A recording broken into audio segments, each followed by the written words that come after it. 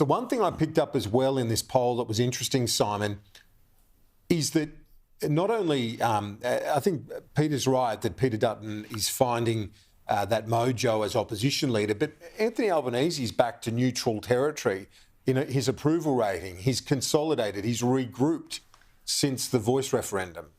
Yeah, he has, because he's basically returned to those bread and butter issues that voters are most concerned about and which the ultimate election will be fought on. And I think one of the issues for Peter Dutton is that he's picking the right issues. I mean, there's no doubt that housing is a big issue out there in the electorate and people are focused on it.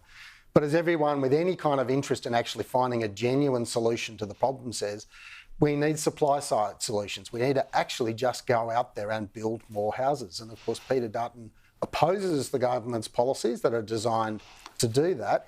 And on the flip side, one of his biggest policies, which is allowing you to use your superannuation for housing, will just inflate house prices. Now, that's what all of the experts, all the economists agree on. So I give him credit for picking the right issue. His big problem is that he hasn't actually got the solutions that Australians need. Dan Tehan, the Shadow Immigration Minister, is going to join me shortly.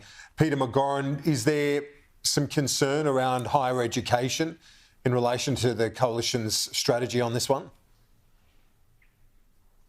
Certainly, you have to be very aware of the economic and cultural importance of international students, but there are still those critical issues of housing, infrastructure, congestion and so on. So we've got to strike the balance. The universities will push in one direction and we've got to find the equilibrium. That, Simon, is something that would resonate with a lot of voters.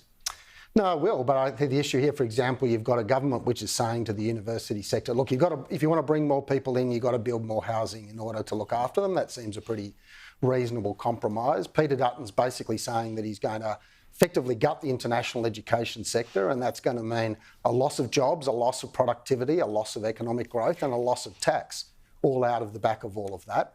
And with his migration changes, again, I don't think he's thought through the detail. I mean, it's fine for him to say, for example, he's going to protect bringing tradies in to build more houses. But big shortages we've got across the care economy, like nurses, doctors, aged care workers and the like.